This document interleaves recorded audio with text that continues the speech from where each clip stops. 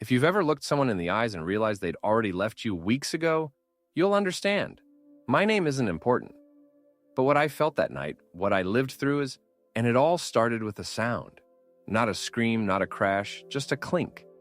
The sound of her wine glass touching another man's. That faint, delicate chime, like a toast at a funeral, where the body is my self-respect. She didn't see me. She wasn't supposed to. But I saw her. Oh, I saw everything. She was sitting in a booth I'd sat in with her countless times before. Back when she'd smile at me, back when she'd pretend I was interesting, back when she still came home smelling like lavender and not like leather cologne. She told me she had a migraine and needed to be alone. That was 4 hours ago. And now I was standing across the bar, gripping the velvet box I once hid behind our cereal cabinet because she liked cute surprises. Not the kind where you plan things too seriously. God forbid a man takes commitment seriously these days. Inside that box, the ring, the stupid, overpriced, gut-wrenching little promise of a forever she never intended to keep.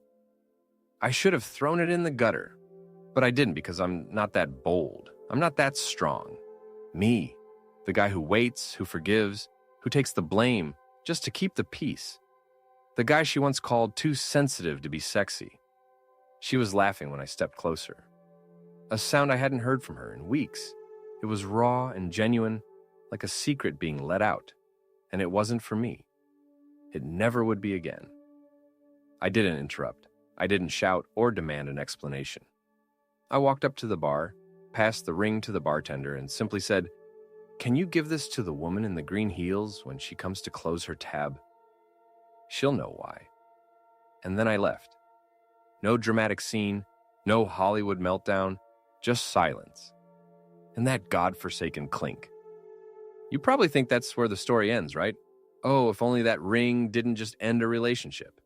It started an avalanche. What came next? Well, even I didn't see it coming. The walk back to my car felt like I was underwater. Every step was slow, surreal. I kept thinking, you did it. You finally grew a spine. But the truth, my hands were trembling, not from rage. I wasn't lucky enough to feel rage. I felt hollow, like I just signed the lease to my own disappearance. The kind no one notices until mail starts piling up and neighbors wonder why the plants died. I sat in the driver's seat with the engine off. Just sat there, watching people walk by the bars, glowing windows. Strangers to me, happy, laughing, drunk on cocktails and freedom. Meanwhile, my soul felt like it had been taxidermy and nailed to the dash. My phone buzzed. I looked down. It was her, Tessa. I didn't open the message, but I could see the preview. Where did you go? That was it. That was her concern. That was not why did you leave me the ring? Not can we talk? Not even an ounce of regret or guilt. Just confusion. Like she lost her keys. Like I was inconvenient. I should have driven off, but no, not me. I needed answers or closure or, God help me, a reason to forgive her again. So I drove 2 blocks away, parked, and waited. I know it's pathetic. I know how this makes me sound. A guy hiding behind a dumpster at 11:58 p.m., watching the love of his life flirt with a man who wore sunglasses indoors. But I needed to see how this ended. At 12:23 a.m., she finally walked out, not alone. With him, I watched them from my car. She leaned into him like she used to with me. Arms linked, head tilted, fake laugh on full volume. Then she pulled out her phone, checked it. I knew she'd seen my message. I waited for her to turn around, to look guilty, to run back into the bar, searching for me. She didn't. Instead, she smiled. I swear to God, she smiled and laughed as she showed him something on her screen. I watched as he burst out laughing too. And then he kissed her. Not on the lips. Worse, on the forehead, like she belonged to him. That's when it clicked. She wasn't confused about the ring. She knew what it meant. She just didn't care. And maybe she never did. I didn't sleep that night. I sat in my car until dawn, staring at nothing. Then I drove home. Her shoes were still at the front door. Her favorite mug was still half full on the kitchen counter. A hair tie on the door knob to the bedroom. Everything in its place except me. I didn't even change clothes. I just collapsed on the couch and stared at the ceiling until my eyes burned. At 8:07 a.m., I heard the door open. She walked in like she was returning from yoga. No shame, no pause, just a casual, "Hey." Her voice had the audacity to sound cheerful. I said nothing. She walked past me, looked down at the coffee table where the ring box used to be, then glanced up like she forgot where she left her wallet. "Where's the ring?" I didn't look at her. I just said, "Ask the bartender." There was a silence, then thick, loaded, electric. Then the laugh. She laughed. Actually laughed, not nervously, but mockingly. "You're seriously going to be dramatic now?" My heart should have broken. Instead, it iced over.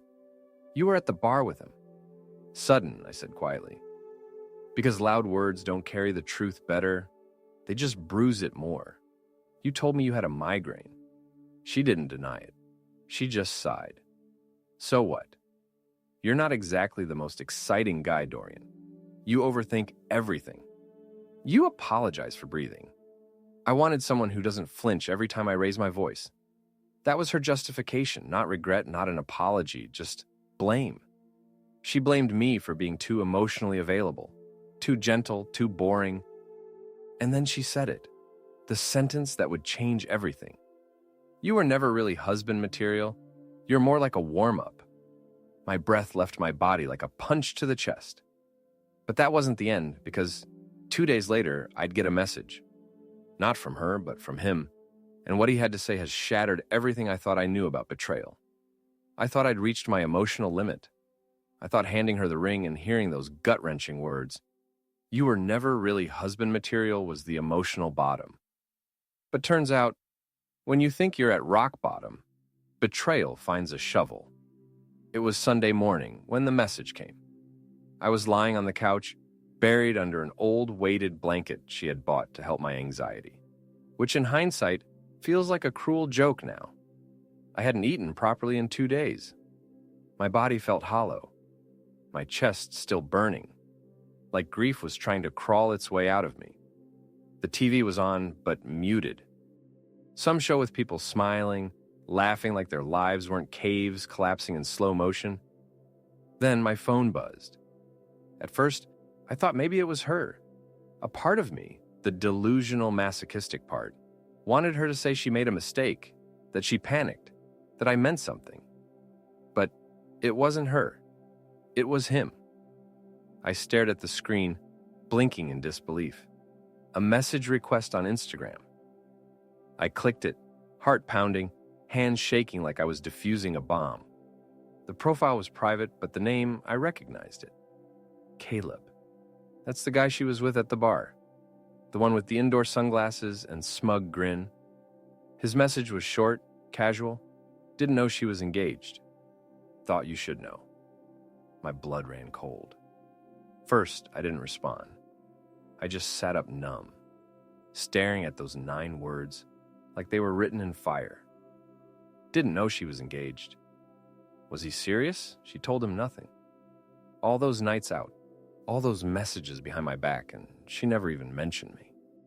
After 30 minutes of pure silence, I finally wrote back. "You're telling me she lied to you too?" He replied instantly. "She said she was in an open relationship with a guy who was emotionally unavailable. I assumed you knew." My stomach turned.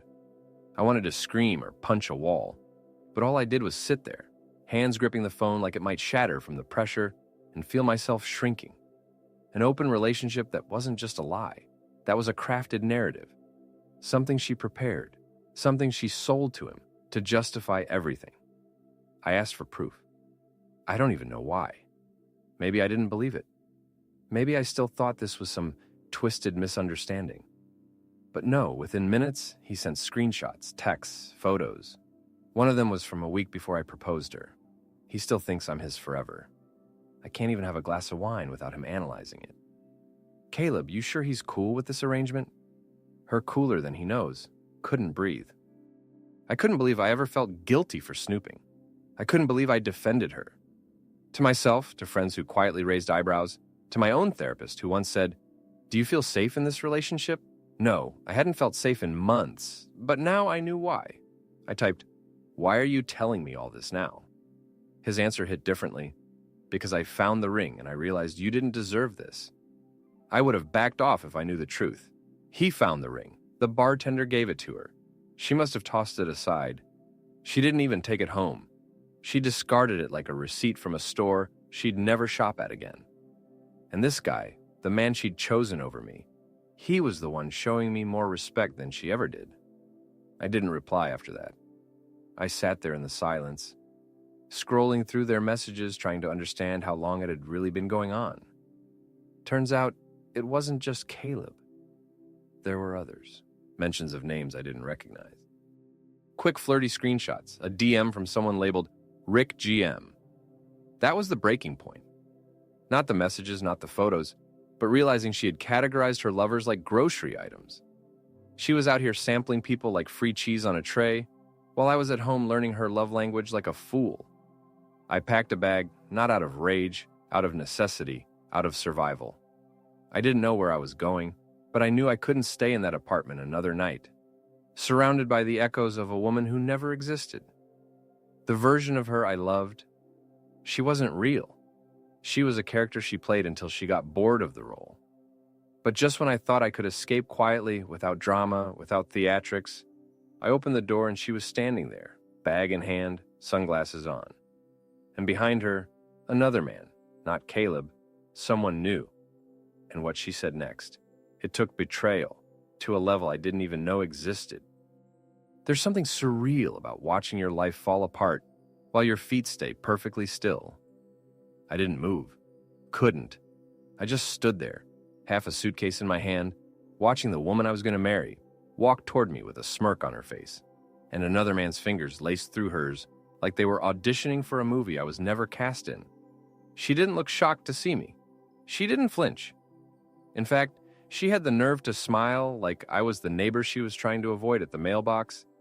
And him, he looked amused, like I was the punchline in a joke they'd already told too many times. "Didn't expect you to still be here," she said casually, tilting her sunglasses up just enough to meet my eyes. I didn't answer. I was too busy trying not to break apart in front of them. She looked around the apartment like it was a place she'd Airbnb'd for a week and was now ready to move on from. "You should have left last night. I thought I made things pretty clear. That was it." That's what she thought of me. Just a man who needed to get the hint. I opened my mouth to speak, but I couldn't form words. What do you even say in that moment? "Hey, could you please not drag a stranger into the last scene of our failed engagement?" The guy beside her, broad-shouldered, tattooed neck, smug like a teenager who just won a bet, finally stepped forward. "You all right, man?" he asked, mock concern dripping from his voice like syrup. I wanted to punch him. I wanted to scream. I wanted to burn the whole apartment down and bury the ashes. But all I said was, "Does he know about Caleb too?" Her smile faltered. "Good." For a split second, I saw it, the glitch in her mask. But she recovered quickly. She turned to her new boy toy and laughed, brushing her hand down his arm like I was just the crazy ex yelling from a parking lot. "Dorian's dramatic," she said to him. "He's always been that way. Everything's a tragedy." I felt the blood drain from my face. She turned back to me. "Honestly, you should be thanking me. You were miserable even if you didn't admit it. You wanted someone who needed you. I wanted someone who wanted me." Then she stepped closer. She leaned in, not lovingly, not apologetically, but like a woman whispering gossip in a crowded room. "I was never going to marry you," she said. "The ring?" I only said yes because it was easier than the fight. Then she laughed, and that laugh, that shrill, heartless sound, cracked something open in me that hadn't been touched in years. She started to turn away, but I found my voice. "I hope he knows," I said louder now, eyes locked on the other guy. "I hope he knows you're going to lie to him too, that you're going to keep searching for someone better forever, that you'll never be satisfied. Not because of him, but because you're hollow, Sutton. You've always been hollow." She blinked, and for once there was silence. But he didn't say anything. He just shrugged and walked in behind her. Like none of this mattered. Like I was already deleted from the scene. Like the man she once said she'd grow old with had already faded into static. I left. I didn't slam the door. I didn't leave a note. I didn't burn her clothes or shatter our picture frames. I took my bag, got in my car, and drove. Nowhere in particular, just away. I ended up at a cheap roadside motel 2 towns over. Peeling paint, buzzing neon sign, the kind of place you stay when your life has collapsed and you can't afford dignity anymore. I stared at the ceiling that night, sleepless again, feeling like I'd just been erased from my own story. But the next morning, something unexpected happened. I got a knock on my motel door. At first, I thought it was housekeeping, but it wasn't. It was Caleb, the same man she cheated on me with. And what he told me turned my heartbreak into horror. At first, I didn't recognize him. Standing outside my motel room at 7:42 a.m., wearing a wrinkled flannel and holding 2 coffees. He looked less like the confident guy I'd seen at the bar and more like a man who hadn't slept in days, which I'd soon learn was exactly the case. He didn't knock like a man with an agenda. It was a hesitant, almost guilty kind of tap, the kind you hear when someone isn't sure if they should be doing what they're doing. I opened the door cautiously, assuming maybe it was motel staff or someone who'd gotten the wrong room. But when I saw his face, my heart sank straight into my stomach. "Hey," he said softly, holding out one of the coffees like it was a peace offering. "Figured we should probably talk." I should have slammed the door, told him to disappear. But I didn't because, honestly, I was too curious, too broken, too desperate to understand the full scope of how badly I'd been played. I let him in. He didn't sit right away. Just stood there in the middle of the room, shifting on his feet like a man standing in the wreckage of something he helped destroy. "I didn't know where else to go," he said finally. "And after everything, I think you deserve to know what she's been doing." I sat on the edge of the bed and stared at him. "You mean besides cheating?" He gave a bitter laugh. "Yeah, that was just the entry-level stuff." He handed me his phone. There was a voice recording already open. "This was from last night," he said. After I left the bar, after I gave her the ring, I hesitated but pressed play. And what I heard, it was like being stabbed in the back again, but this time in surround sound. Sutton's voice, unmistakably smug, filled the room. You should have seen his face when he left the bar like a kicked puppy. I can't believe he actually handed the bartender the ring. Who does that? It's almost cute how naive he still is. Then another voice, a woman I didn't recognize. "So what's the plan now?" "Sutton. Now, I'll give it a few days. Let him spiral. Then I'll spin some story about how Caleb manipulated me and beg for one last rent-free month while I figure things out. He always falls for it. Honestly, I don't even need the apartment anymore, but it's a good backup." I paused the recording. My ears were burning. My fingers had gone numb. "She was planning to come back," I whispered. Caleb nodded grimly. "Yeah, not for you. For the convenience. I wanted to throw something, break something. But the rage I expected wasn't there. What I felt was worse. A kind of internal crumbling, like someone had set fire to everything I'd held sacred. And now all I could do was watch the smoke rise. Caleb sat down finally. His hands were shaking. "She lied to me too," he said. "Told me controlling, emotionally unstable. She said she had to sneak around because you'd threaten to hurt yourself if she ever left." My head snapped toward him. "What?" "I know," he said. "At first I believed her. I believed. I didn't know you and she's convincing, but the more I saw, the more things didn't add up. She said you barely worked, but I saw your office photos. She said you were clingy, but she texted me 20 times a day. And then she started talking about this guy she'd met at her gym. Not me, not you, someone else." He pulled out his phone again and showed me a screenshot. It was a message from Sutton to someone named Alexis. "I think the guy from the smoothie bar might be the one. Don't laugh. He's like 6'4" in his arms, literal tree trunks. If I play this right, he'll be the next upgrade." Upgrade. That's the word she used. Like I was an outdated phone plan she couldn't wait to cancel. She wasn't cheating with one person. I said, almost dazed. She was shopping. Exactly. Caleb said, "I know it's not my place to say this, but I think you were just the fallback, the in-between. She never saw you as a real partner. You were stability until something more exciting came along. There it was." The truth I'd been too scared to name. I had never been loved. I had been used, respected less than a gym guy who handed out protein samples and flexed for Instagram reels. She's not just manipulative, I said, my voice hollow. She's calculated, Caleb stood. I'm not here to make things worse. I just figured if anyone deserved to know the whole truth, it was you. He left not long after that, and I sat on the bed in silence for what felt like hours. There were no tears left, just the slow, suffocating realization that everything I thought was sacred, every memory, every promise, every kiss, had been nothing more than strategic manipulation. But the universe wasn't done yet. Because the very next day, I got a letter. Not from Sutton, not from Caleb, from someone else entirely. And what it revealed, it made every betrayal before it feel like child's play. I didn't even check the mailbox at first. I had no reason to. I wasn't expecting anything. No bills, no packages, no apologies. But that morning, as I left the motel lobby with yet another cup of watery coffee and a headache that had become my permanent companion, the front desk clerk stopped me. You staying in 208? She asked. Yeah, I muttered, not really looking at her.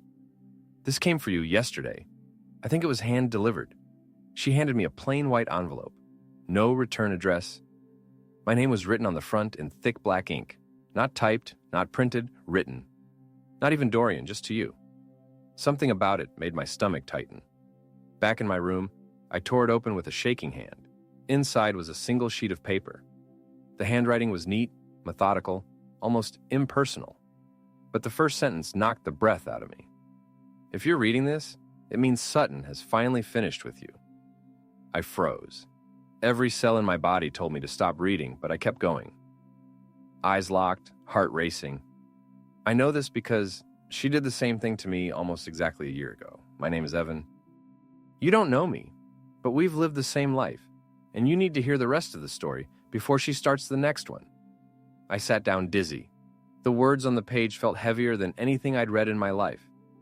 Sutton finds men like us on purpose, the type who listen more than we speak, the type who apologize, even when we're the ones hurt, the type who hope too hard and doubt ourselves too much. She doesn't just cheat, she curates betrayal. Each lie is calculated. Each affair is rehearsed. You're not the first, and you won't be the last unless you do something about it. The letter went on to describe in disturbing detail a relationship that mirrored mine almost identically. The gaslighting, the emotional withdrawals, the sudden coldness, the open relationship lies. Evan had proposed too. She said yes. They even set a date. But just 2 weeks before the wedding, she vanished for 4 days with a friend from college. When she returned, she was distant, distracted, emotionally vacant. He confronted her.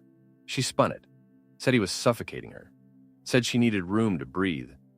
Within a month, she'd moved out, but not before draining their joint savings under the guise of helping with the catering deposits. The kicker, I thought I was alone until I found out about Martin, Caleb, and Corey. And now you. You were probably just a name in her pipeline, a backup in case something flashier didn't work out. But it doesn't end with heartbreak. It ends with legal threats, financial loss, and if you're not careful, real damage to your reputation. My palms were sweating, my ears were ringing. I reread the letter twice, then turned it over. Nothing on the back. No phone number, no address, just one final sentence at the bottom of the page. Scrolled hastily like an afterthought. You can either grieve or expose her, but you can't do both. I sat there stunned, not just because of what the letter said, but because deep down I knew it was true.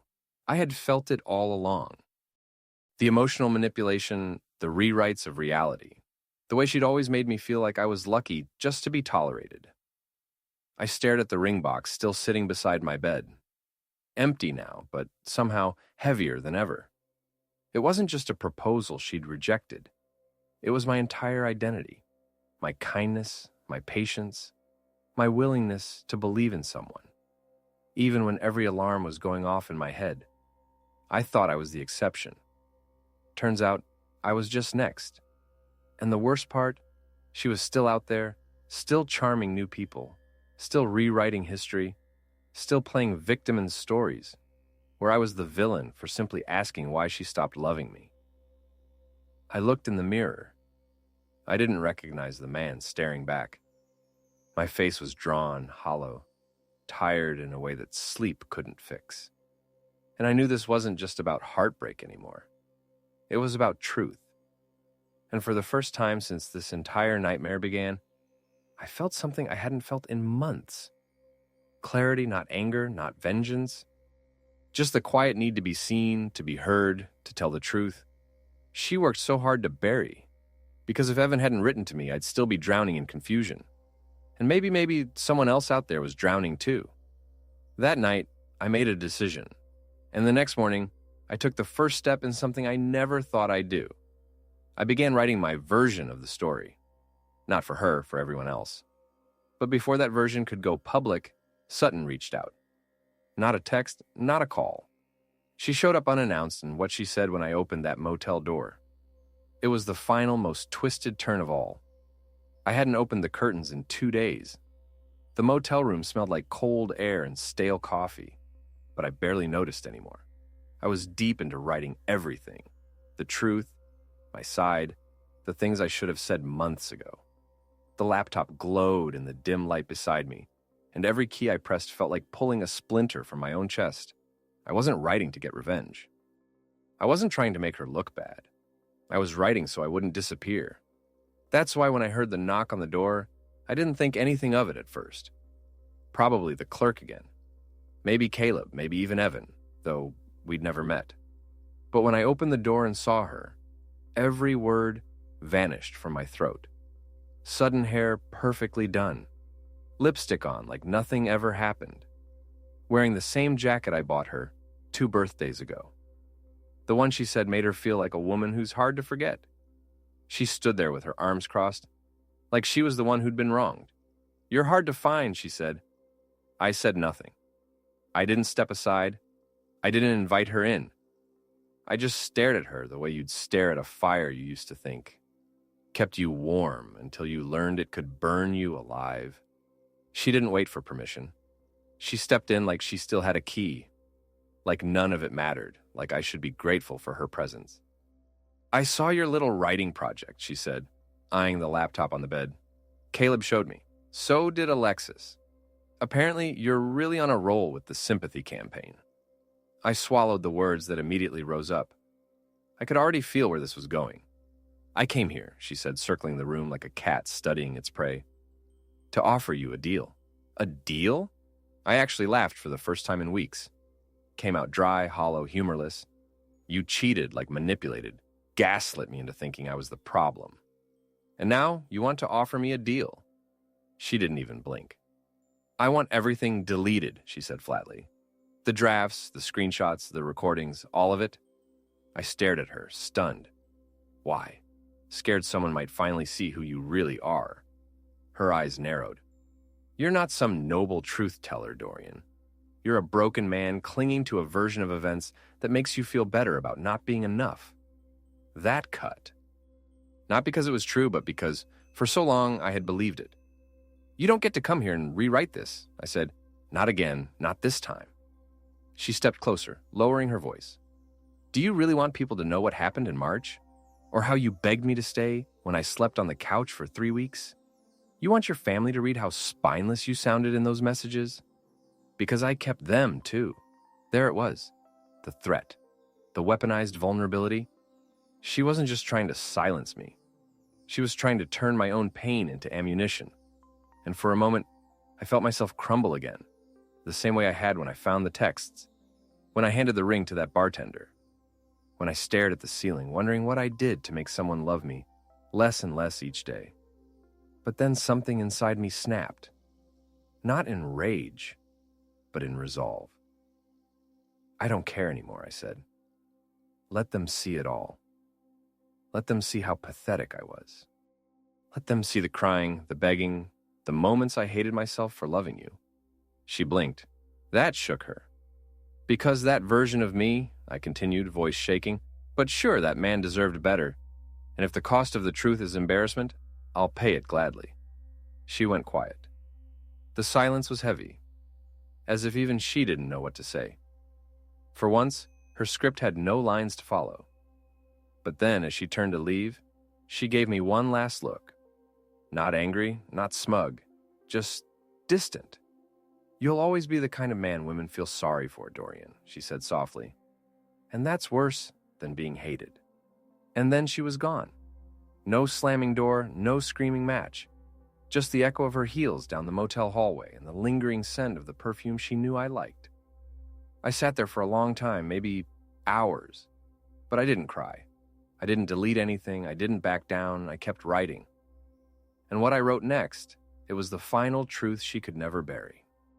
Because the next person to contact me wasn't another ex or a former lover. It was someone tied to her past. And what they told me, it made everything before this feel like a prelude to something far darker. The message came at 4:13 a.m. I had just finished rereading everything I'd written. Not because I doubted the truth, but because I wanted to see it clearly, for once, without guilt, without shame, without her voice in my head rewriting it. The sender was someone named Delaney. I didn't recognize the name at first, but the message was impossible to ignore. She did the same thing to my brother.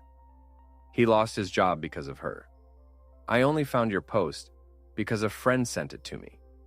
Thank you for writing it." He couldn't, but I think you just helped him start to heal.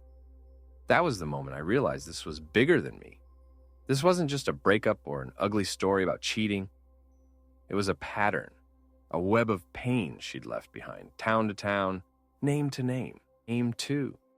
But my words, my stupid rambling late-night truth dump, it had reached someone, and that meant something. I went for a walk later that morning. First time I'd left the motel without a hoodie or sunglasses in days.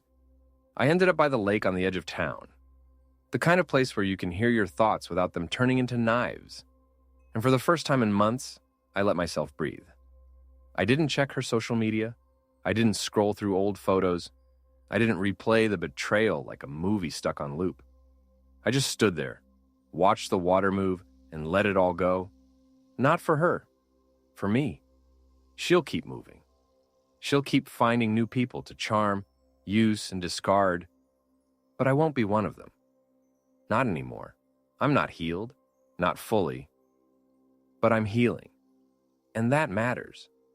I'm learning to stop apologizing for being soft, for feeling deeply, for caring so much it hurt.